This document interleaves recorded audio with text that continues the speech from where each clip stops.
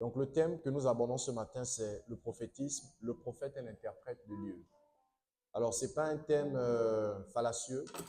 C'est très important de comprendre pourquoi la Bible parle souvent du prophétique ou du prophète dans la Bible.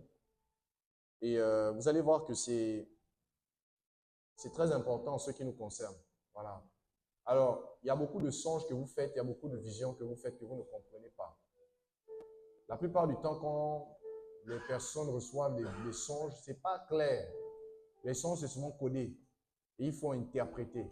Pourquoi le songe, même quand les différents songes qu'on fait, ne sont pas si clairs que ça? Pourquoi, quand vous regardez la Bible, Dieu s'est adressé à des rois? C'est un roi particulier à qui Dieu a montré les différents royaumes qui devaient dominer sur la terre. Jusqu'au dernier qui va, n'est-ce pas, dominer, qu'on est en train de voir émerger. Les 10 nations qui vont dominer la terre, le G10. Donc, Nabuchodonosor avait vu les différents royaumes qui devaient dominer la terre. Mais lorsque vous regardez les songes qu'il a eus, ces songes ne disent pas clairement, de manière, je veux dire, directe, que c'est le temps de la fin. C'est en code. Il va voir des animaux sauvages, n'est-ce pas? Il va voir des animaux sauvages qui vont dominer. Il va voir autant pour moi une statue. Autant pour moi, une statue d'or. La tête était en or, d'accord? Le torse était en argent. Le bas était en bronze et les pieds étaient en fer. Les orteils étaient en argile. Pourquoi, au lieu que Dieu lui dise clairement que voici, c'est l'or représente Babylone, le torse représente l'empire médo-perse, le bas représente l'empire gréco-macédonien, les pieds représentent l'empire romain, les orteils représentent les 10 nations qui vont émerger du G10. Pourquoi il ne dit pas ça directement? Pourquoi il passe par une statue? Pourquoi, lorsque Daniel lui-même reçoit la vision de la fin des temps, il voit des animaux sauvages, il ne voit pas directement des nations. Il ne voit pas l'Algérie, il ne voit pas par exemple les États-Unis, il voit des nations sous forme d'animaux. Pourquoi Dieu fait ça? Pourquoi quand le Seigneur te parle sur une situation où tu n'obéis pas, il te montre dans un rêve où tu es à l'école et tu es en classe d'examen. Pourquoi il ne te dit pas, ma fille, mon fils, obéis-moi par rapport à la sanctification, par rapport au fait que tu dois me confier ta vie? Pourquoi il ne te parle pas clairement? Mais dans le son, tu vois, tu es à l'école en train de passer un examen. Pourquoi Dieu fait ça? Vous allez comprendre. Pourquoi tu fais un songe?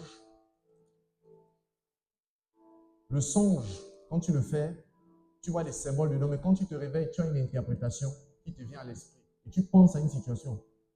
Pourquoi d'après toi, Dieu ne te parle pas directement? Que ton songe veut dire ça.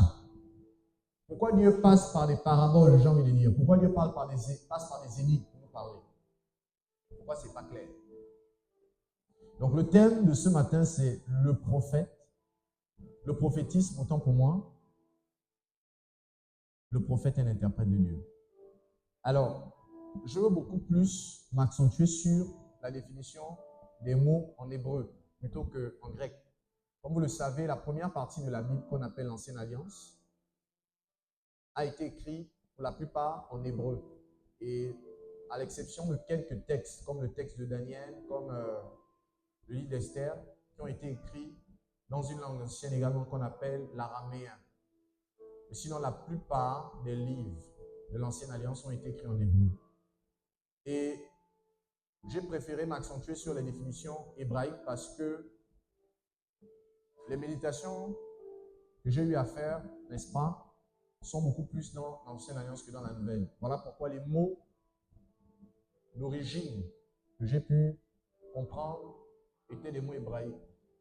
Alors, interpréter, d'accord, ou expliquer si vous voulez, il y a 2 mots hébreux qui parlent de ça. Il y a le mot patar et le mot péchère. Je ne veux pas beaucoup m'accentuer sur les mots, hein, parce qu'on n'a pas beaucoup de temps, et aujourd'hui c'est une introduction. Ce qu'on appelle une interprétation ou une explication, en hébreu, il y a 2 mots, n'est-ce pas, qui illustrent cela. C'est-à-dire que ces mots, d'accord, viennent de patar, premièrement, et d'un autre mot qu'on veut dire, qui veut dire également péchère. Le mot pécheur, je veux beaucoup, regarde, je veux surtout que vous reteniez ce mot pécheur. En fait, ce mot pécheur veut dire explication, veut également dire interprétation. Ça veut également dire songe. Et ce mot, d'accord, a été, si vous voulez, le mot qui a donné ce que, dans l'exégète, d'accord, hébraïque, on appelle le pécharim. Le pécharim, c'est une forme littéraire autant pour moi juive, qui permet d'interpréter les Écritures. Et les Juifs appellent ça le pécharim.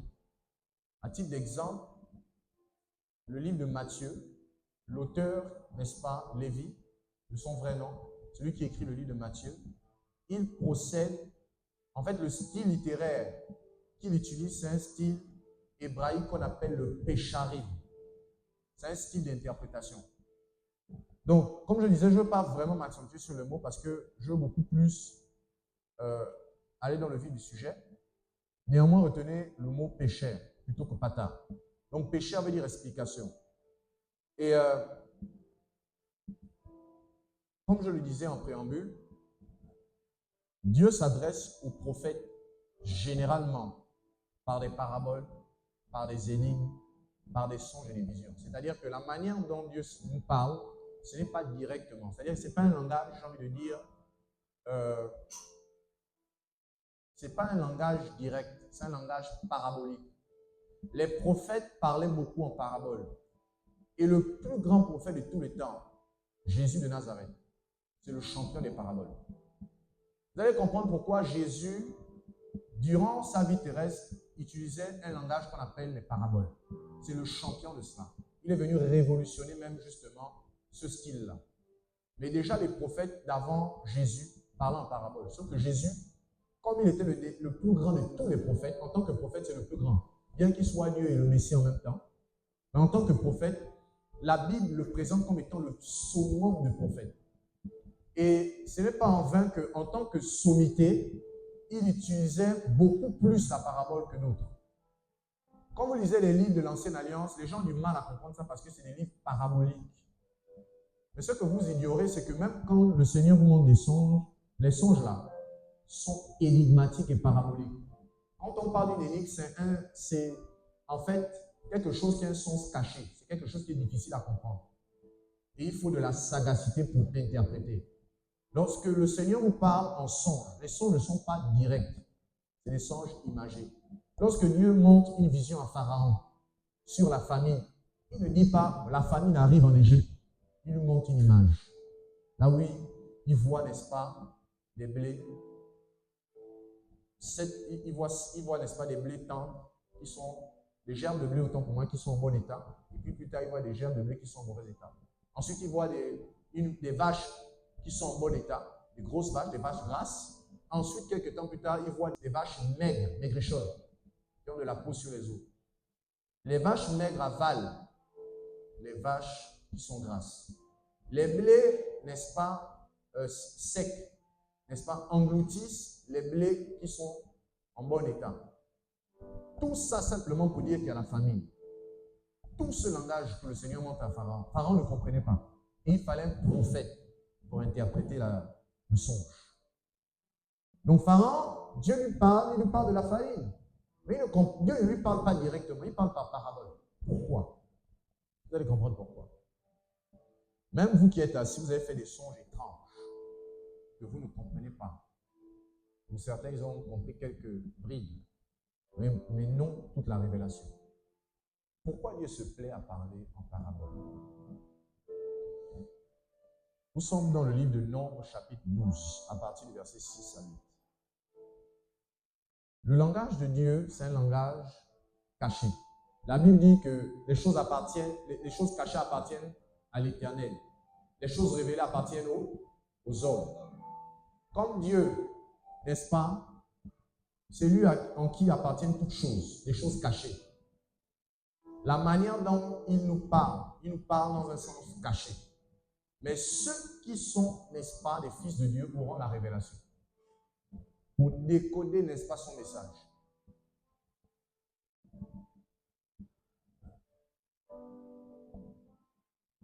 Je vais lire pour vous Nombres chapitre 12, versets 6 à 8. Je voulais juste rappeler que je disais que Dieu s'adresse aux prophètes généralement par des paraboles, par des énigmes, par des songes et des visions. J'aimerais ajouter à ceci que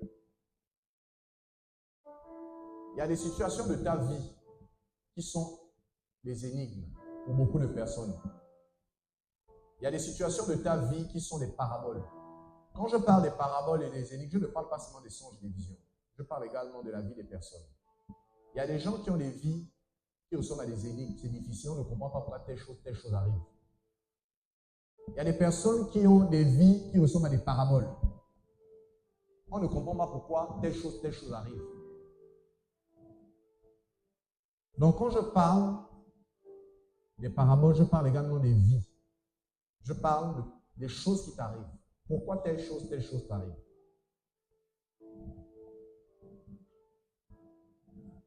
Je lis Nombres chapitre 12, versets 6 à 8. Et il dit, écoutez bien mes paroles. Lorsqu'il y aura parmi vous un prophète, c'est dans une vision que moi, l'Éternel, je me révélerai à lui. C'est dans un songe que je lui parlerai. Il n'en est pas ainsi de mon serviteur. Il n'en est pas ainsi de mon serviteur Moïse. Il est fidèle dans toute ma maison. Je lui parle bouche à bouche. Je me révèle à lui sans énigme. Et il voit une représentation de l'Éternel. Pourquoi n'avez-vous pas craint de parler contre mon serviteur, contre Moïse? Alors Dieu parle ici précisément à deux personnes, deux prophètes qu'on appelle, le premier s'appelle Aaron, la deuxième c'est une femme, elle s'appelle Mariam ou bien Myriam. Ce sont les frères de Moïse. Et malheureusement, ils ont murmuré contre Moïse. Et en murmurant contre lui, Dieu leur apparaît et leur donne une révélation très forte. Il leur dit en fait que moi, quand je parle à un prophète, je parle dans une vision, je parle dans un son, je parle même avec des énigmes. Mais la particularité de Moïse, c'est que moi, quand je m'adresse à lui, c'est sans énigme. Quand vous regardez le mot énigme veut simplement dire en fait des choses difficiles à comprendre. Quand on parle d'une énigme, d'accord, ce sont des choses qui ne... Le sens est caché. Des choses dont le sens n'est pas direct. Ce sont des choses cachées. Donc Dieu explique que quand il s'adresse au prophète, il s'adresse par des énigmes, par des paraboles. Mais la particularité de Moïse, c'est que Dieu lui parlait de bouche à bouche. Dans le royaume auquel nous appartenons, Dieu procède de deux manières. Il s'adresse toujours au prophète par des énigmes, par des songes, par des visions, par des paraboles.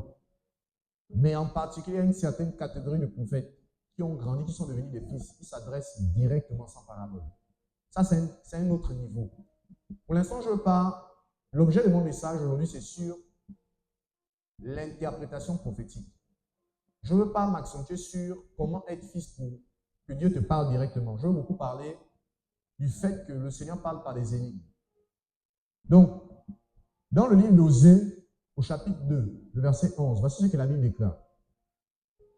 J'ai parlé aux prophètes, j'ai multiplié les visions, et par les prophètes, j'ai proposé des paraboles.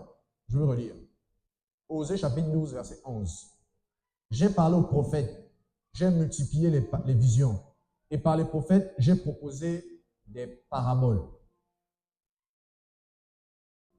Voici comment Dieu parle aux prophètes. Il dit, j'ai multiplié les visions. J'ai multiplié les paraboles. Donc, quand le Seigneur s'adresse aux prophètes, il s'adresse en parabole, mais pas seulement aux prophètes. Quand Dieu s'adresse de manière générale, même aux habitants de la terre, il ne leur parle pas clairement. Il parle sous forme de parabole, sous forme d'image. Ce qu'on appelle une parabole, c'est un proverbe également. Il y a un livre dans la Bible qu'on appelle le livre de Proverbes. Le livre de Proverbes, le mot hébraïque veut dire Mishleim, et ça veut dire parabole. En fait, quand vous regardez le livre de Proverbes, c'est un livre qui met en juxtaposition deux événements ou en antithèse. Ça parle d'une chose et son contraire. On va te parler du paresseux et de l'autre côté, on va te parler du diligent. On va te parler de l'homme bon, on va te parler de l'homme méchant. On met deux choses en parallèle. Le livre de Proverbes, n'est-ce pas, c'est un livre de paraboles. Dedans, quand on va te parler de la sagesse, on va te prendre la fourmi. On va te parler de la fourmi pour te parler de la sagesse. Donc, le livre de Proverbes, c'est un livre très, très, très parabolique. Énigmatique même d'ailleurs. Parce qu'il y a des sens, il y a des mots cachés dans les proverbes, il y a des passages cachés qui parlent des crucifixions du Messie. Je dis, dans Proverbes, il y a un plan de la crucifixion de Jésus qui avait été relaté dans le livre de Proverbes. Mais pas seulement dans Proverbes, dans les psaumes. Les psaumes cachaient les crucifixions de Jésus. C'était des psaumes. Ça paraissait simple. C'était des chants. Mais ces chants étaient des prophéties en même temps. Quand vous regardez le psaume, par exemple, 22, ça décrit exactement les crucifixions de Jésus. Et tenez-vous bien, le psaume 22, c'est environ 1000 ans avant que Jésus-Christ n'arrive. 1000 ans avant que Jésus-Christ n'arrive. David reçoit un psaume où il écrit, et il décrit exactement comment Jésus va souffrir. Il explique comment on va se partager ses vêtements, comment, n'est-ce pas, on va arracher sa barbe, comment on va le crucifier, il explique dans les détails. Tous les psaumes expliquent les souffrances de Jésus. Quand Jésus est venu sur la terre, il a dit que les psaumes parlent de lui. Mais comment les psaumes qu'on chante souvent, même le dimanche, parlent de Jésus? Comment des gens, il y a plus de 1000 ans, avant que Jésus-Christ ne vienne, étaient en train de chanter. Leur chant, c'était ce que Jésus allait faire à la croix, comment il allait mourir, comment on allait arracher sa barbe, pour l'expiation de l'humanité. C'est parce que c'était des paraboles, c'était des proverbes. J'aimerais te dire que la vie que tu mènes là, pour certains, c'est une vie proverbiale. C'est-à-dire que c'est une vie de proverbes, c'est une vie de proverbes autant pour moi. Il y a beaucoup d'entre vous, vous êtes assis, vous ne savez pas que vous êtes en train de vivre une vie qui ne nous appartient pas. Une vie d'énigmes, remplie d'énigmes. On ne comprend pas pourquoi telle situation nous arrive. Donc, vous voyez que ces deux passages, n'est-ce pas, mettent en évidence que Dieu, quand il parle aux hommes, il parle par des énigmes, des paraboles. C'est pour ça que les gens ne comprennent pas le langage de Dieu. Jésus déjà disait aux pharisiens que vous ne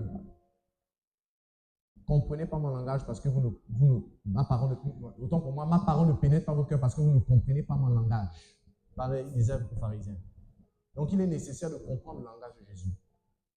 La preuve en est que lorsque Jésus était sur la terre, quand il parlait en parabole, la foule ne comprenait pas. Mais en particulier, il expliquait tout aux disciples. Et c'est la même chose aujourd'hui. Il y a beaucoup d'entre vous, le Seigneur vous parle, mais vous ne comprenez pas. Le même Jésus qui parlait en parabole sur la terre vous parle dans les rêves, mais vous ne comprenez pas. Le même Jésus qui parlait en parabole sur la terre, il vous parle même par vos situations, mais vous ne comprenez pas. Vous ne comprenez pas.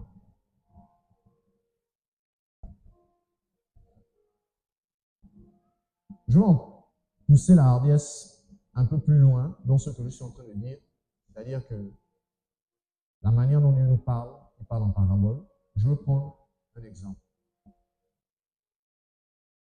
Quand je dis que le prophète c'est un interprète, vous allez comprendre pourquoi je dis ça. Le prophète, c'est un interprète. Avant de prendre un passage, j'explique rapidement. Le prophète, c'est un interprète. Parce que lorsqu'il reçoit un message de Dieu, lui, il reçoit le message en énigme. Il reçoit le message en parabole. Il reçoit le message sous forme de vision imagée. Mais quand il le reçoit, il a une capacité qui lui permet de te traduire ce message en te le simplifiant. Voilà pourquoi, lorsque Pharaon a eu les rêves, Dieu envoie Joseph. Joseph vient faire quoi? Il vient interpréter, décoder un message que Pharaon a reçu. Et quand il décode le message que Pharaon a reçu, vous savez ce qu'il fait? Il prophétise. Lorsqu'une personne interprète un message codé, lorsqu'une personne vient donner une explication, une parabole, vous savez ce qu'il fait? Il prophétise. Et lorsque Joseph a décodé, il va lui expliquer qu'en fait, ton songe là, c'est un seul songe. Là où tu vois les vaches maigres là où tu vois les blés secs, c'est un seul songe. Mais les songes qui se répètent là, c'est parce que la chose est arrêtée. Vous savez ce qu'on appelle un arrêt ministériel? C'est une décision qui est prise et qui va être appliqué rapidement. Dieu aussi a des arrêts. Dieu a également des décrets. Et Pharaon a fait le songe dans la même nuit, un songe doublement. Et Joseph, quand il interprète, il explique que le songe, c'est la même chose. C'est la même chose simplement parce que Dieu a arrêté dans son plan. Ça va arriver vite. Et Joseph commence à expliquer ce qu'il faut faire. Et il commence à prophétiser. Donc il décode le message et il simplifie pour celui qui l'écoute ce que ça veut dire. Tant que le message restait comme ça, c'était ce qu'on appelle des données. Vous savez, dans le langage professionnel, on a ce qu'on appelle les données, ou informatique si vous voulez. Les données ne sont pas des informations. C'est toi qui dois transformer les données en informations pour communiquer aux gens. Ces données peuvent être sous forme de code, sous forme d'écriture. Et toi, tu utilises un logiciel qui interprète ça. Et puis, tu présentes ça lors, n'est-ce pas, d'un séminaire ou lors d'une présentation, tu expliques ce que tu as reçu comme information. Tu interprètes les données. Donc, l'interprétation des données donne une information. Il y a beaucoup d'entre vous, vous avez des données. Dieu vous a parlé. Mais vous n'avez pas les interprétations, vous n'avez pas l'information. Or, si vous avez l'information, la donne change. Je dis, si vous avez l'information, vos vies vont changer. Comme c'est un message codé, tant qu'il n'y a pas d'interprétation, ça ne sert à rien. Comme Pharaon, il a reçu un songe merveilleux. Le songe était en train de lui dire de t'apprêter, parce qu'il y a quelque chose qui va arriver sur la terre. Mais Pharaon avait les données, il n'avait pas l'interprétation. Les données qui est une information. Qui est l'information? Pharaon ne pouvait rien faire avec ça. Il ne pouvait prendre aucune décision. Et vous savez quoi? L'Égypte aussi pourrait à son tour, comme la plupart des pays qui étaient autour, tomber en faillite. Parce que c'était la famille qui guettait l'Égypte. Mais tant qu'il n'y avait pas l'interprétation du son de Pharaon, Pharaon ne pouvait rien comprendre. Comme vous, pour certains, il y a des situations où vous ne comprenez rien en votre vie. Rien du tout. Parce qu'il n'y a pas d'interprétation. Je prie qu'avant que tu ne sortes, tu aies l'interprétation de tout ce qui t'arrive. Nous sommes dans Exode chapitre 7 à partir du verset 1 à 3. Exode chapitre 7 à partir du verset 1 à 3.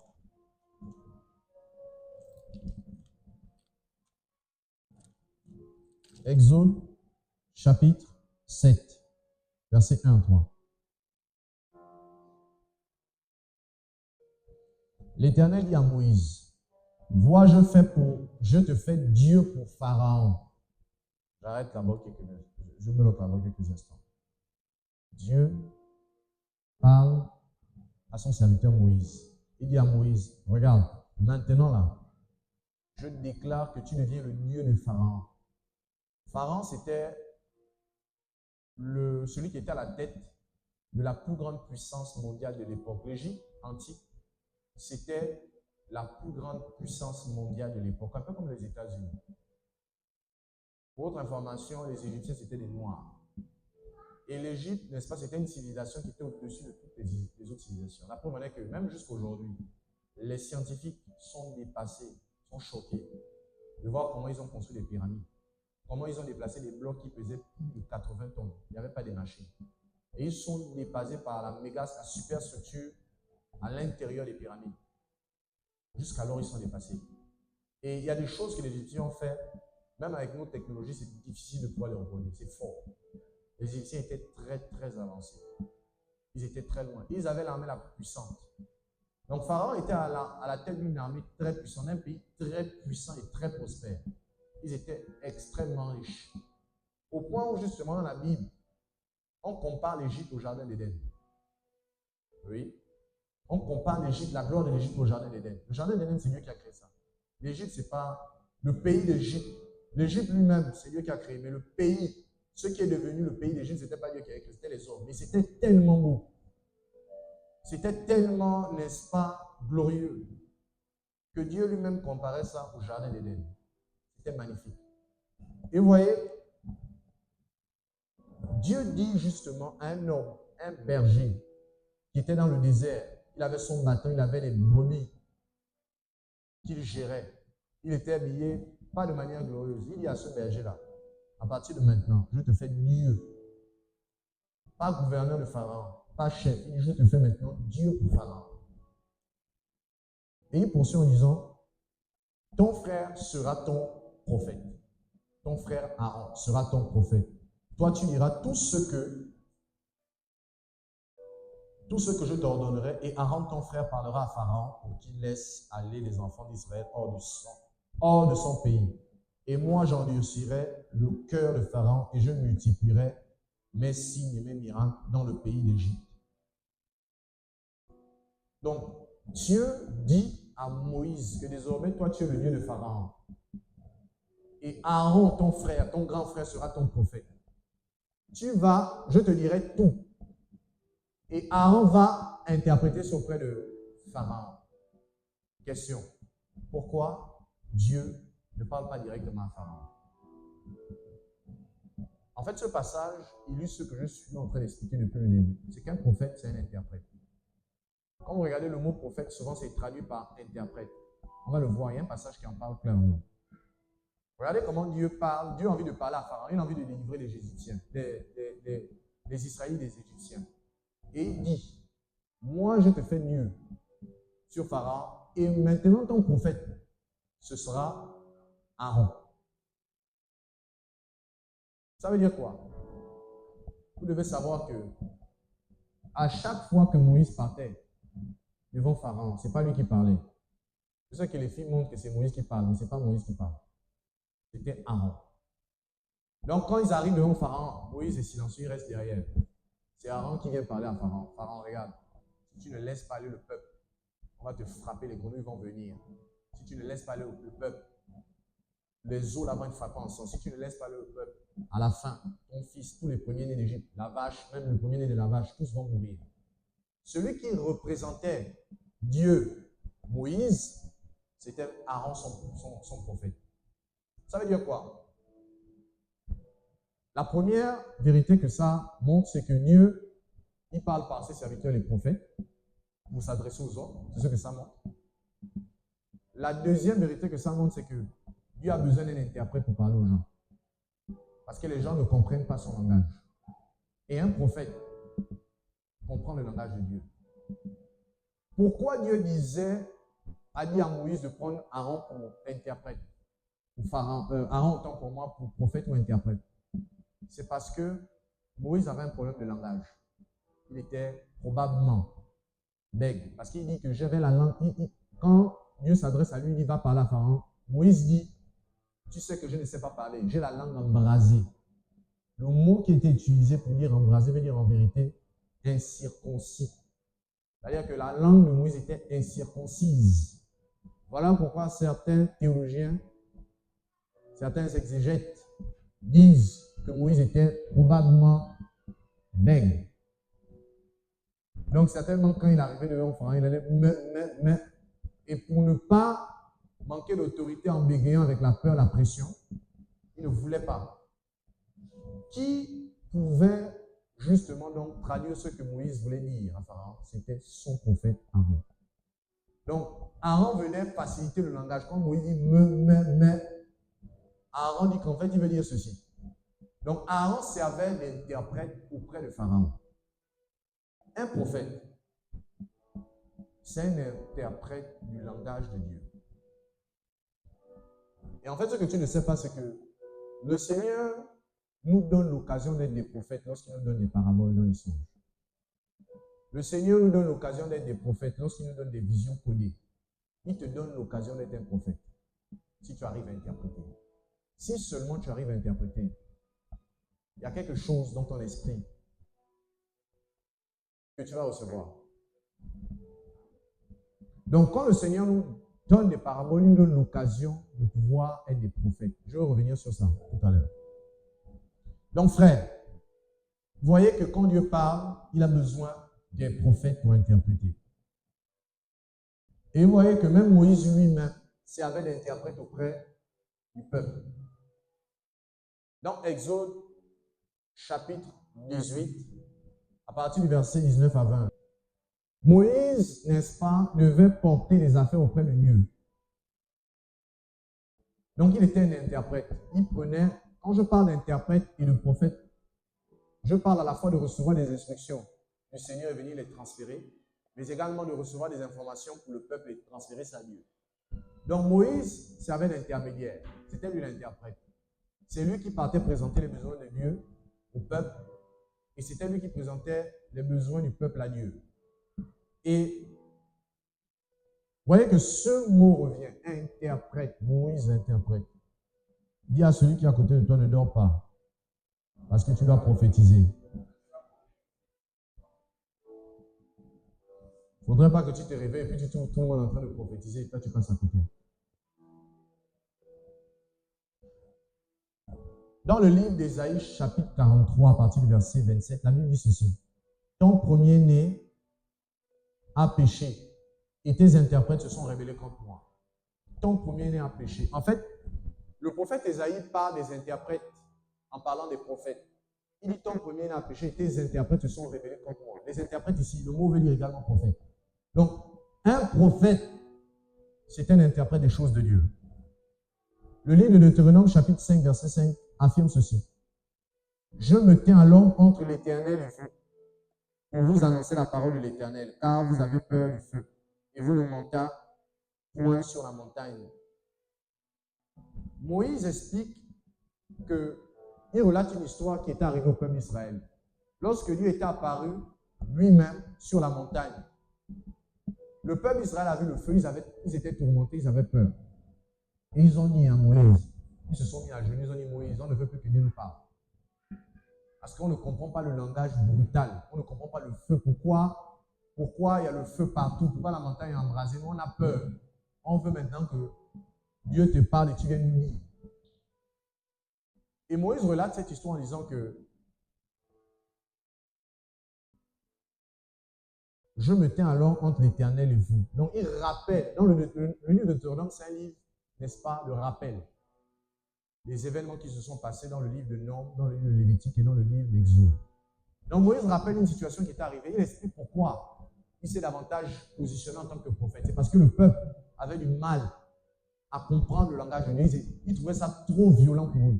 Et ils vont dire, Seigneur, Moïse, s'il te plaît, fais en sorte que toi, tu reçois les informations de Dieu et tu viens nous dire, parce qu'on ne peut pas supporter ça. Et Dieu va, n'est-ce pas, lui-même dire, oui, j'agresse ce que le peuple dit. Et c'est ainsi, n'est-ce pas, que Dieu va davantage susciter des prophètes pour comprendre le langage de Dieu et le communiquer au peuple. Parce que le peuple avait très peur de comprendre, du moins dans le contexte de Exode. Lorsque Dieu était apparu sur la montagne, le peuple avait très peur. Et c'est de là où Moïse s'est tenu entre le peuple et Dieu. Vous savez, à l'époque, en Chaldée, donc en Babylonie. Babylonie, c'est pour nous représenter ça à l'esprit, c'est le pays qu'on appelle l'Irak, d'accord? La Chaldée. Ou la Babylonie, c'est le pays qu'on appelle actuellement l'Irak. Le pays là où il y avait Saddam Hussein, c'est là. C'est là où Daniel était. C'est là où le roi Nabucodonosor régnait. Donc, à cette époque, dans cet endroit, il y avait les plus grands sages du monde entier.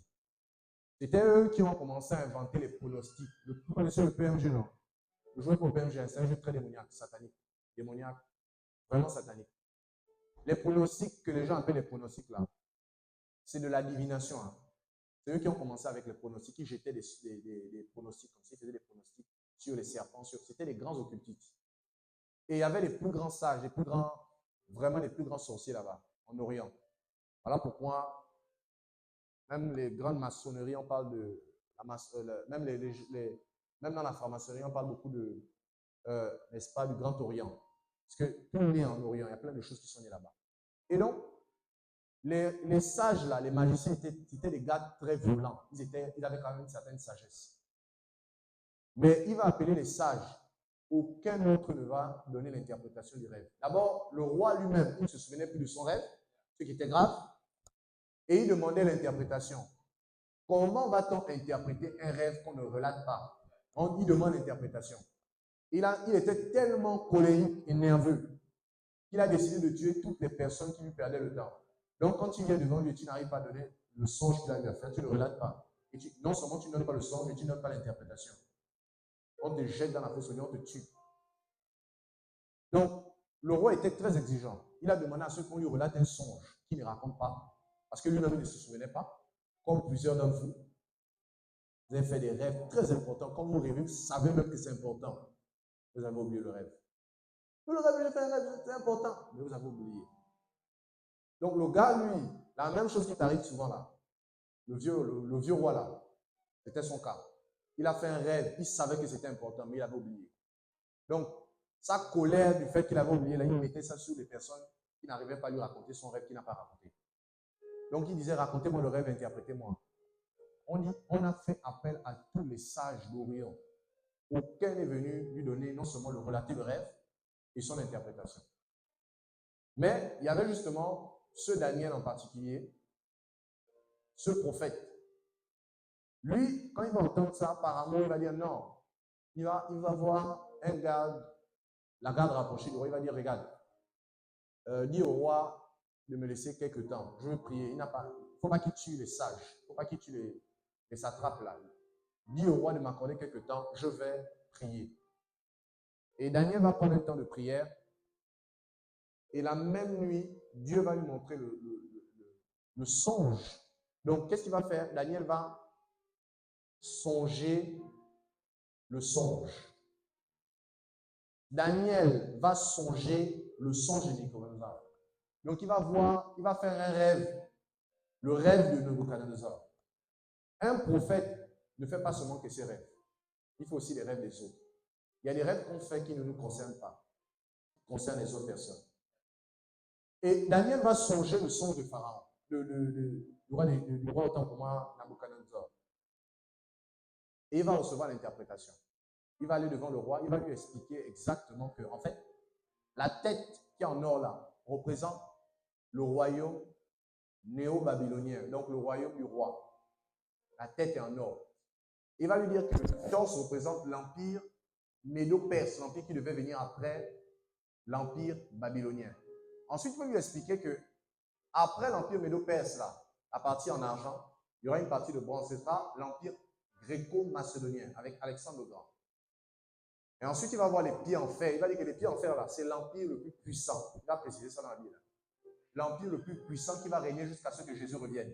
Et même, il va crucifier Jésus. L'empire romain. Un des empires les plus puissants qui n'ait jamais existé et qui existe toujours. Et l'empire romain, là, n'est-ce pas, va laisser place à un autre empire romain, mais sous une autre forme. Les pieds d'argile, les 10 pieds, les 10 orteils. N'est-ce pas? Dans l'Apocalypse parle, les 10 rois qui vont régner dans les temps de la fin. Nous sommes actuellement, où je vous parle, nous sommes à l'époque de ces rois. L'empire romain, c'est l'empire romain qui a crucifié Jésus.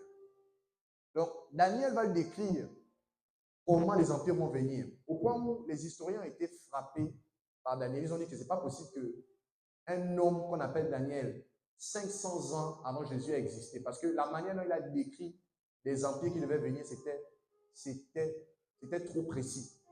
Et on a douté même sur le fait que Daniel a existé 500 ans avant Jésus, parce qu'il était trop précis. Il a dit exactement avant qu'on nous apprenne ça par l'histoire moderne, que voici les empires qui ont régné. Lui, il avait déjà les différents, il avait la feuille de route sur les différents empires jusqu'à notre empire. Donc Daniel a décrit ça et il va lui expliquer que la pierre que tu as vue là, c'est le royaume des cieux, le royaume du Messie. Ça va venir frapper le dernier empire et toute la statue qui représente, n'est-ce pas, le monde négatif va s'ébranler.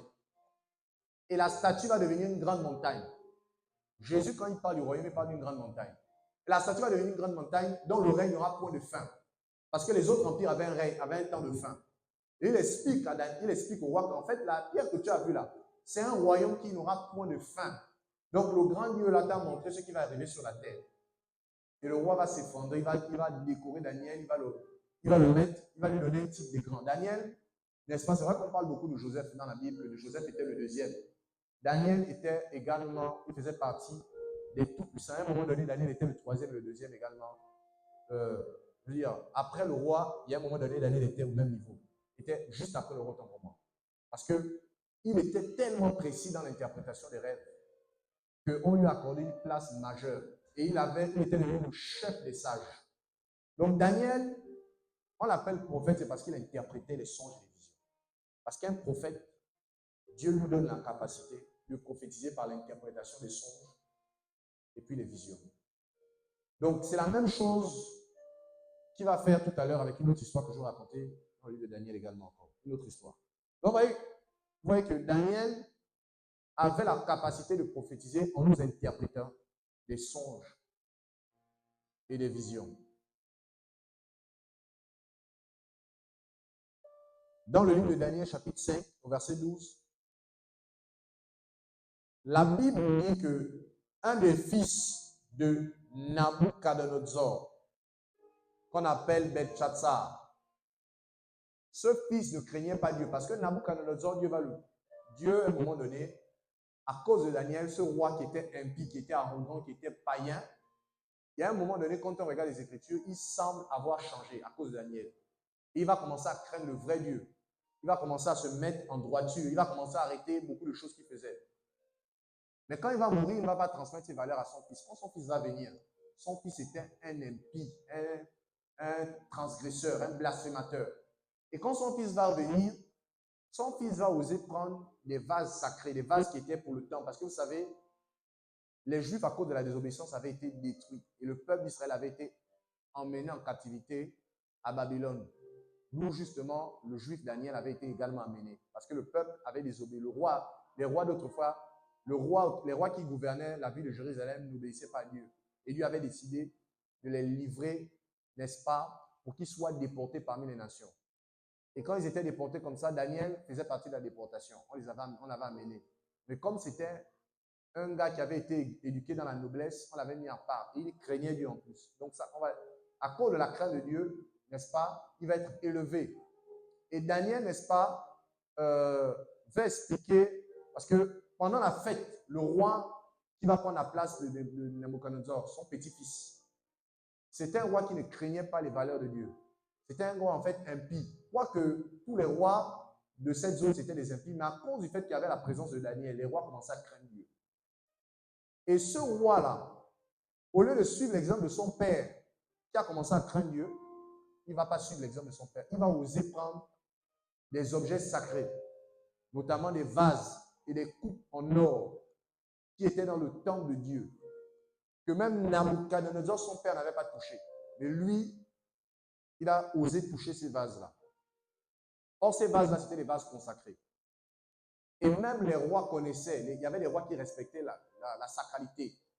Bien qu'ils étaient des rois, ils avaient dominé sur les pays, ils n'osaient pas toucher ces vases-là, parce que c'est des rois consacrés au Dieu d'Israël. Nabuchodonosor avait décidé, il avait juré même qu'il ne va plus adorer les autres dieux, il va adorer uniquement le Dieu d'Israël. Pourtant, c'était un roi païen. À cause de la crainte, n'est-ce pas, à cause de la grâce, la vie que Daniel dégageait, et à cause de n'est-ce pas, la sagesse que Daniel avait. Donc, ce roi a décidé de ne pas toucher, n'est-ce pas, des ustensiles, n'est-ce pas, qu'il avait pris dans sa conquête de Jérusalem. Et son fils va oser toucher ces ustensiles. Et qu'est-ce qui va se passer?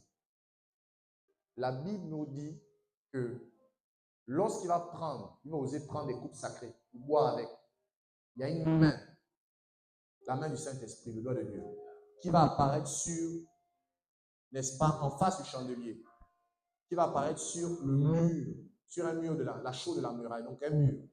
Et cette main va écrire. Mais l'écriture, là, c'était une écriture qu'on ne connaissait pas. Et le roi, là, quand il va lire l'écriture, là, en fait, quand il va regarder ça, quand la main va écrire, la Bible, en fait, on a l'impression qu'il va faire comme, il va comme avoir, j'ai envie de dire, un AVC. Parce que le texte dit que ses pieds vont se croiser, n'est-ce pas? Son visage va changer et il va rester immobile. Donc, il va être traumatisé. C'est comme si, en fait, il avait piqué une crise d'AVC. Mais comme ça n'existait pas encore à l'époque, on décrit que ces jambes vont se croiser. Un petit qui peut te venir et tu peux te mettre à prophétiser sur la suite. Et Daniel avait cette capacité. Une fois qu'il arrivait à interpréter un songe, il pouvait par la suite commencer à prophétiser. Il y avait une inspiration qui lui venait. Et Daniel va expliquer, il va dire qu'en fait, la main là, qui est écrite là, c'est parce que tu as commencé ton cœur s'est levé, tu es devenu puissant, tu t'es levé, tu as osé blasphémer contre le Seigneur, tu as utilisé des vases même que ton père n'a pas utilisé, ton grand-père, Nabuchodonosor. Tu as utilisé ça. Et à cause de ton arrogance là, il y a une écriture qui veut dire compter. La première écriture veut dire compter. C'est écrit compter. Tes jours ont été comptés. Il y a une autre écriture qui voulait dire peser. Tu as été pesé, tu as été trouvé léger. Et il y a une dernière écriture qui disait diviser. Ton royaume sera divisé. Et la Bible dit que cette même nuit, on est venu le tuer. Et vous savez quoi? L'empire médo-perse a pris le dessus sur l'empire babylonien. Donc, un certain Darius, le Mède, est venu renverser l'empire babylonien et a pris le contrôle, suivi de Cyrus par la suite. Donc, Daniel, rien qu'on interprétait, il était en train de prophétiser. Regardez, il était calme, il était en train de dire, voici l'écriture, ça veut dire ça, ton royaume va être divisé. Donc, il était en train de dire que les Mèdes vont venir dominer sur toi. Et l'interprétation, c'était en même temps une prophétie. Parce que ça annonçait quelque chose qui arrivait. Donc, quand tu arrives à interpréter quelque chose, tu prophétises. Si tu arrives seulement à comprendre ta situation, tu vas comprendre la suite de ce qui va t'arriver. Si tu arrives seulement à comprendre un événement, ce qui t'arrive même dans la journée, tu auras la capacité de prophétiser même sur des personnes. Parce que en comprenant, n'est-ce pas, ce qui nous arrive, lorsqu'on décode des paraboles, on prophétise. Regardez, il y a un autre roi, avant d'abord d'aller à l'autre, Daniel chapitre 5, verset 12 dit ceci. Parce qu'on trouva chez lui, chez Daniel, nommé le roi. Parce qu'on trouva chez Daniel, nommé par le roi Belshazzar, un esprit supérieur de la science et de l'intelligence, la faculté d'interpréter les songes, d'expliquer les énigmes et de résoudre les questions difficiles. Que Daniel soit donc appelé et il donnera l'explication. Donc, Daniel, il prophétisait en expliquant les énigmes. Il prophétisait, n'est-ce pas, en interprétant les songes. Donc, le texte dit bien, il a la faculté d'interpréter, d'expliquer les énigmes, de résoudre les questions difficiles. Je vais également prendre un autre cas d'un prophète qui faisait également la même chose que Daniel. Et on disait que c'était un prophète. Mais pourtant, il n'a pas prophétisé comme on entend. Il a juste interprété. On l'appelait prophète. Donc, Daniel, vous voyez, se fait appeler prophète de Dieu parce qu'il interprétait des songes, des visions, des énigmes, des paraboles. Et quand il interprétait ça, il était en train de prophétiser. Donc, je disais qu'il existe une possibilité d'inspiration à prophétiser lorsque nous parvenons à interpréter les songes, les visions ou expliquer une énigme. Et on peut le voir avec Daniel, on peut également le voir avec Joseph. Regardez, dans Genèse chapitre 40, versets 5 à 13. Je vais lire une histoire que Joseph, n'est-ce pas, a vécue. Genèse 40 à partir du verset 5 à 13. Pendant une même nuit, les chansons et le panetier du roi d'Égypte, qui étaient enfermés dans la prison, eurent tous deux un songe. Chacun le sien pouvant recevoir une explication distincte. Joseph étant venu le matin vers eux, les regarda et voici, ils étaient tristes. Alors il questionna les officiers de Pharaon qui étaient avec lui dans la prison de son maître. Et il leur dit, pourquoi avez-vous de mauvais visages aujourd'hui? Ils lui répondirent, nous avons eu un songe. Il n'y a personne pour l'expliquer. Vous voyez, ils ont eu un songe, personne n'arrivait à l'expliquer. Joseph leur dit, n'est-ce pas à Dieu qu'appartiennent les explications? En fait, il y a un passage que j'ai cité dans la parole de Dieu qui dit, les choses cachées appartiennent à Dieu. Les choses révélées aux hommes. Ça veut dire quoi? Dieu, il cache les informations, mais il révèle, il explique aux prophètes. Donc, c'est, si vous voulez, ce que Joseph brandit en disant, mais n'est-ce pas Dieu à qui appartiennent les explications? Racontez-moi donc votre songe. Le chef des échansons raconta son songe à Joseph et lui dit, dans mon songe, voici, il y avait un cep. Le cep, c'est la racine et le tronc d'un arbre qu'on appelle la vigne. Donc, il y avait donc ceux qui produisent les raisins. Il y avait un cep devant moi. Ce cep avait 3 sarments. Quand il lui poussait, sa fleur se développa et ses grappes donnèrent des raisins mûrs. La coupe de Pharaon était dans ma main. Je pris les raisins et je les pressai dans la coupe de Pharaon. Et je mis la coupe dans la main de Pharaon. Joseph lui dit, en voici l'explication. Les 3 sarments, donc les 3 sarments là, c'est 3 jours. Encore 3 jours et Pharaon relèvera ta tête et te rétablira dans ta charge. Tu mettras la coupe dans la main de Pharaon comme tu avais l'habitude lorsque tu étais son des chansons. Une question demeure. Pourquoi Dieu ne lit pas les chansons? Regarde, dans 3 jours, tu vas être rétabli. Pourquoi Dieu ne dit pas ça? Il montre un songe. Dans le songe, il voit un cep avec 3 branches. Les 3 branches représentent 3 jours. Mais pourquoi Dieu ne dit pas les 3 branches, ça représente 3 jours, dans 3 jours? Pourquoi il parle en code? Donc, vous voyez que Joseph, en tant que prophète, écoute le songe et l'interprète. Il dit qu'en fait, les 3 ceps là, les 3 sarments que tu as vu qui se dégagent du cep là, c'est 3 jours. Dans 3 jours, Pharaon va te relever à nouveau. Tu vas continuer à servir dans sa coupe. Et le verset 18 à 22, le chef des panetiers, voyant que Joseph avait donné une explication favorable, dit, voici, il y avait aussi dans mon songe 3 corbeilles de pain blancs sur ma tête. Dans la corbeille la plus élevée, il y avait pour Pharaon les mains de toute espèce, puis au four, et les oiseaux les mangeaient. Dans la corbeille au-dessus de ma tête. Joseph répondit et dit, en voici l'explication. Les 3 corbeilles sont 3 jours. Donc, même chose, le panetier voit 3 corbeilles. Et dans les 3, il ne voit pas 3 jours, il voit 3 corbeilles. C'est codé.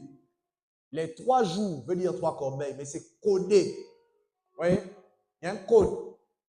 Donc, il voit 3 jours, mais ces 3 jours-là, il ne voit pas que c'est 3 jours, c'est 3 corbeilles. Donc, il faut un prophète pour interpréter et il dit 3 jours. Voici, les 3 corbeilles sont 3 jours. Encore 3 jours et Pharaon enlèvera ta tête de dessus toi. Te fera pendre à un bois et les oiseaux mangeront ta chair.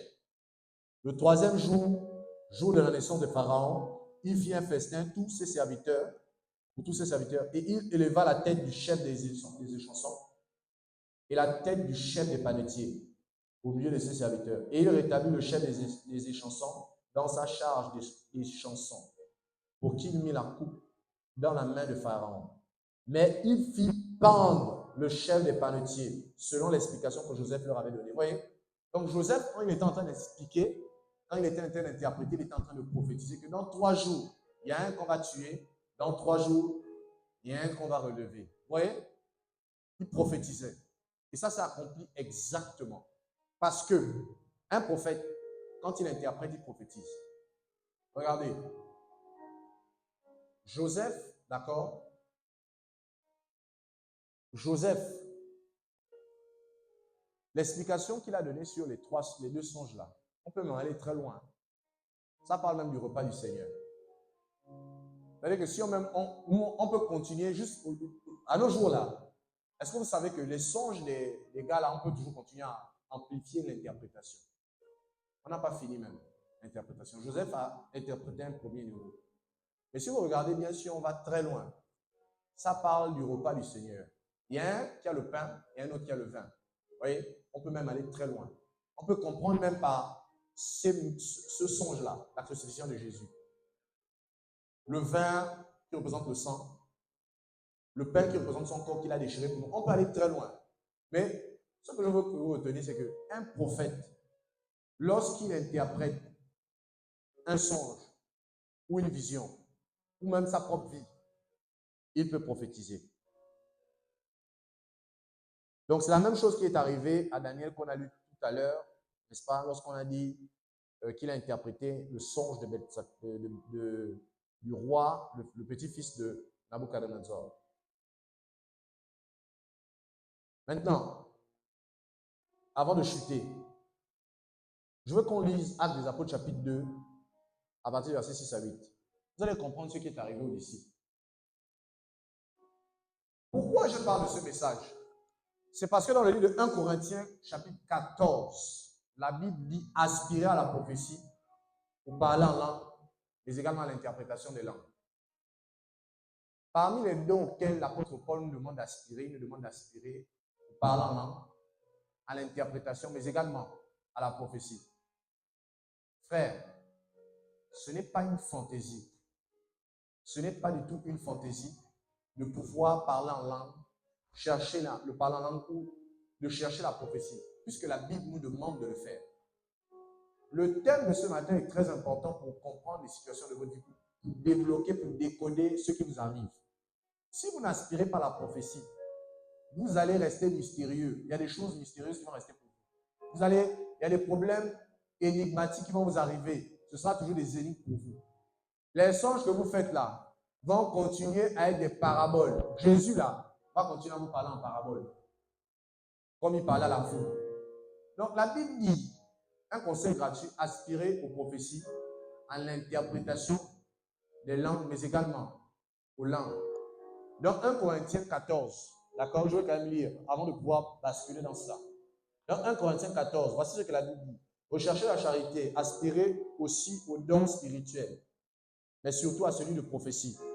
En effet, celui qui parle en langue ne parle pas aux hommes, mais à Dieu, car personne ne le comprend et c'est en esprit qu'il dit des mystères.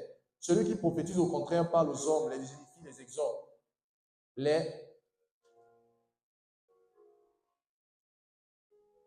exhorte, les console. Celui qui parle en langue s'édifie lui-même, celui qui prophétise édifie l'Église. Verset 5. Je désire que vous parliez tous en langue, mais encore plus que vous prophétisez. Celui qui prophétise est plus grand que celui qui parle en langue, à moins que ce dernier n'interprète pour que l'Église en reçoive l'édification. Donc, vous voyez que la Bible insiste sur le fait qu'on doit prophétiser. Et la Bible dit ceci, je ne sais pas si vous avez fait attention, la Bible dit que celui qui prophétise est plus grand que celui qui parle en langue. Parce qu'en fait, celui qui prophétise aide beaucoup plus que celui qui parle en langue. Quand on dit plus grand là, le plus grand c'est celui qui aime plus. Parce que celui qui prophétise, il peut aider beaucoup plus de gens. La prophétie console, exhorte. D'accord? Donc, Jésus nous demande d'aimer les autres. Et donc, celui qui prophétise va beaucoup plus pratiquer l'amour parce qu'il va aller beaucoup vers les autres. Voilà pourquoi il est plus grand. Mais celui qui parle en langue, c'est pour lui-même qui parle seulement. Donc, il n'est pas plus grand. La grandeur des dons dépend, n'est-ce pas, du besoin, je veux dire, dépend en fait de la manifestation de l'amour. Le don de prophétie permet de pratiquer beaucoup plus l'amour parce que la prophétie exhorte, console, n'est-ce pas, fortifie. Donc, celui qui prophétise est plus grand à cause du fait qu'il va être beaucoup exposé à pratiquer l'amour. Mais ce qui m'intéresse, c'est que le texte ajoute ceci, que celui qui prophétise est plus grand, à moins que celui qui parle en langue ait l'interprétation des langues. Ça veut dire quoi? Paul met celui qui prophétise et celui qui interprète le parole en langue au même niveau. Parce qu'en fait, l'interprétation, c'est une prophétie. Quand tu interprètes, tu prophétises. Donc, quand on parle en langue et qu'on interprète les langues, on prophétise. Et je pense que avant la fin, on va interpréter une langue tout à l'heure. Mais suivez-moi. Voici maintenant ce que j'ai envie de dire. Dans Actes des Apôtres, chapitre 2, à partir du verset 6 à 8. Si vous vous souvenez, il y avait 120 disciples, les femmes et les hommes. Et la Bible dit qu'ils s'étaient mis à parler en d'autres langues. Qui sait qu'ils étaient en train de parler en d'autres langues? Vous ne savez pas, vous n'avez pas lu. Qui sait? Vous savez non? Qui parlait en langue? Maintenant, d'après vous, ils parlaient en langue des hommes ou en langue des anges? En langue des hommes. C'est vrai, vous avez raison. Mais est-ce que vous savez que pendant qu'ils parlaient en langue des hommes, ils étaient en train de prophétiser? Je vais vous démontrer qu'ils étaient en train de prophétiser. Vous savez pourquoi ils prophétisaient? Parce que ceux qui les écoutaient des langues humaines et ils comprenaient ce que ils étaient en train de dire. En fait, ce qu'ils étaient en train de dire, c'était des prophéties. Regardez maintenant le texte.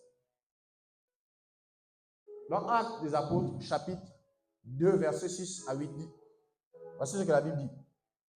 Au bruit qui eut lieu, la multitude accourut et elle fut confondue parce que chacun les entendait parler dans sa propre langue. Ils étaient tous dans l'étonnement et la surprise et ils se disaient les uns aux autres, voici ces gens qui parlent ne sont-ils pas tous galiléens? Et comment les entendons-nous dans notre propre langue, à chacun, dans notre langue maternelle? Car ils disaient des merveilles de Dieu. Écoutez bien, ils étaient en train de dire, pendant qu'ils étaient en train de parler en langue là, les langues humaines, donc les langues intelligibles, ils étaient en train de dire des merveilles de Dieu. Ça veut dire quoi? Ils étaient en train de prophétiser. Et la Bible dit que, donc ils étaient en train de dire les merveilles de Dieu. Maintenant, la preuve qu'ils étaient en train de prophétiser, c'est que lorsque l'apôtre Pierre prend la parole, l'apôtre Pierre dit, n'est-ce pas, que ces hommes qui sont en train de parler là, ils ne sont pas bourrés d'un vin doux, comme quelques-uns pensent qu'ils sont bourrés. Mais il dit, mais c'est ici ce qui a été dit par le prophète Joël. Écoutez-moi bien. L'apôtre Paul, Pierre autant pour moi, est en train d'expliquer que, en fait, il s'apprête à expliquer ce qui est en train de se passer à Jérusalem. Le fait que les disciples étaient en train de parler en langue humaine. L'apôtre Pierre est en train d'expliquer ça en citant, n'est-ce pas, le passage du prophète Joël chapitre 2, verset 28, qui dit ceci. Écoutez-moi bien. Il cite, donc, Pierre, n'est-ce pas, est en train d'expliquer une situation que les disciples, n'est-ce pas, étaient en train de vivre.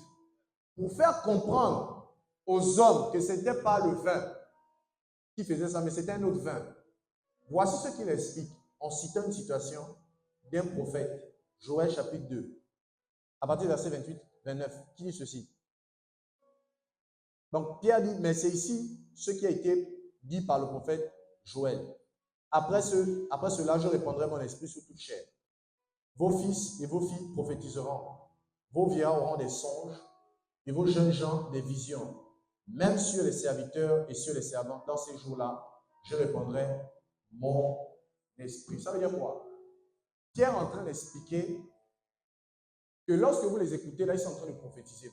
Voilà pourquoi il cite le passage de Joël chapitre 2. Or, le passage de Joël chapitre 2, 28 parle de la prophétie. Donc, le passage de Joël chapitre 2, il est en train de dire ce passage s'accomplit. Comment il s'accomplit? Quand vous écoutez les disciples parler en langue humaine, ils sont en train de prophétiser.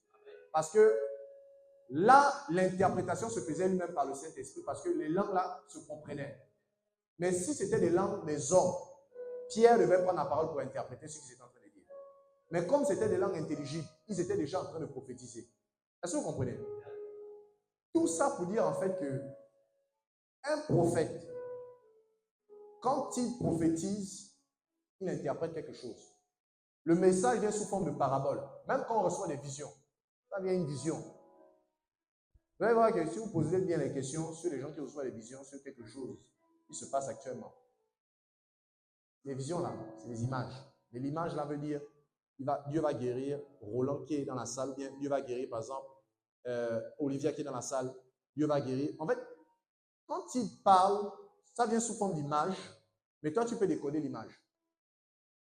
Et l'image là, tu l'interprètes même. C'est une interprétation que tu fais d'une vision que tu as eue. Et tu l'interprètes, ça devient une information que tu donnes. Pourtant, quand tu la reçois, elle est codée. Hein. Quand l'information vient sous forme de code. Il y a ma femme qui avait fait également une vision similaire à celle, n'est-ce pas, que ça ressemblait un peu à ce que le panetier a fait. Non, ce que le panetier a fait. Elle a fait une vision, n'est-ce pas, où elle voyait les oiseaux autour d'elle.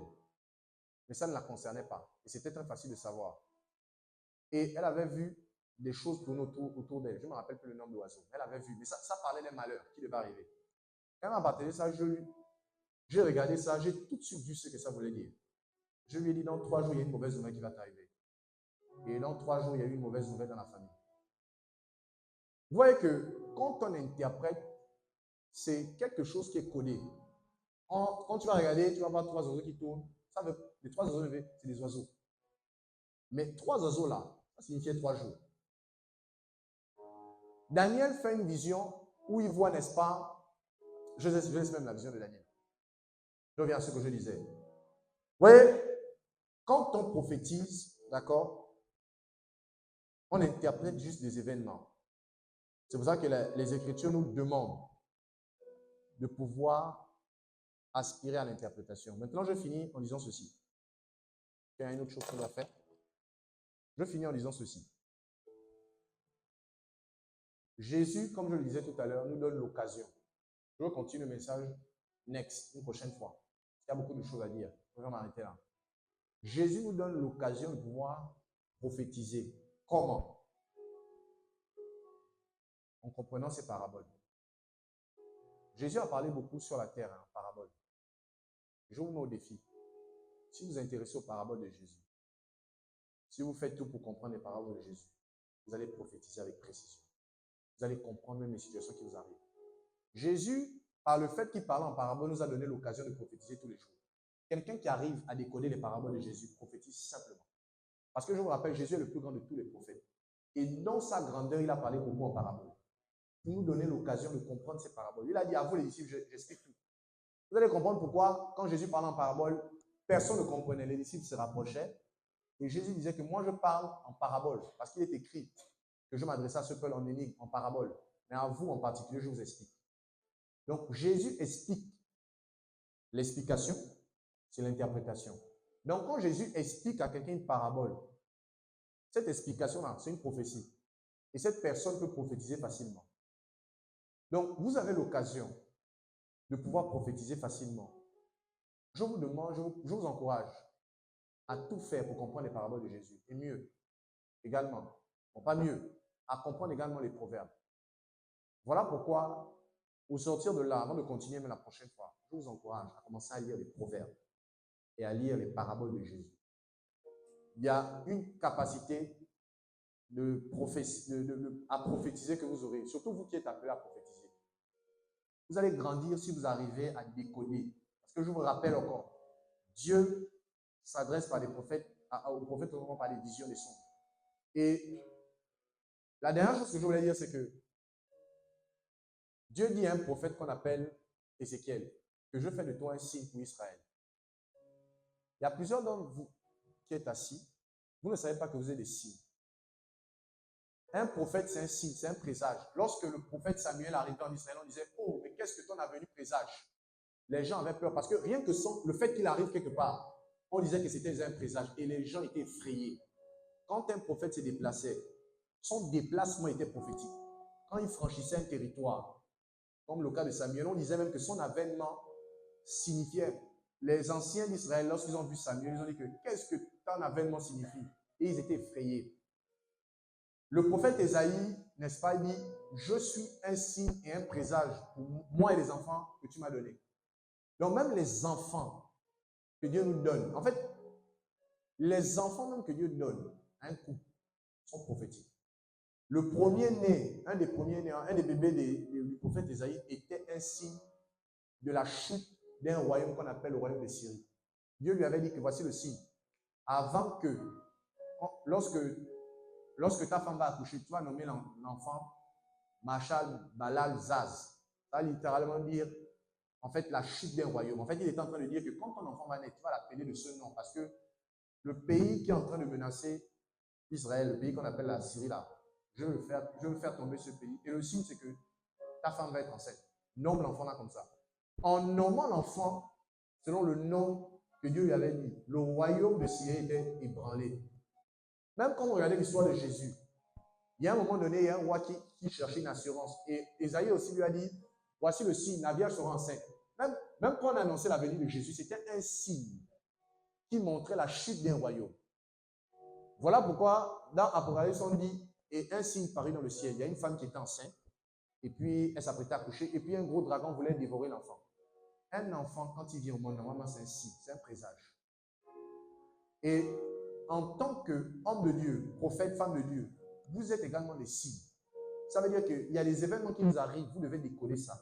Si vous ne décodez pas ça, vous serez dans le tourment. Parce que comme Nebuchadnezzar, là, il tournait sur son lit, il était mal à l'aise. Il y a des choses, si vous ne décodez pas ça, ce sera, en fait, ça va déterminer la suite. Vous ne saurez pas, vous pouvez vivre votre vie, hein, mais ce sera difficile de pouvoir vivre dans l'épanouissement parce que la Bible dit des choses cachées appartiennent à Dieu, mais il les révèle aux hommes. Et vous n'allez pas vivre dans la révélation. La Bible dit qu'un peuple sans révélation, c'est un peuple sans frein. On a besoin de la révélation. Et la révélation, c'est la capacité d'expliquer justement des énigmes, des paraboles. Donc, je vous encourage, n'est-ce pas, à aspirer, pour ce premier partage, à aspirer à méditer, du moins à méditer autant pour moi, en pressement les paraboles de Jésus. Amen. Est-ce qu'on peut se tenir debout?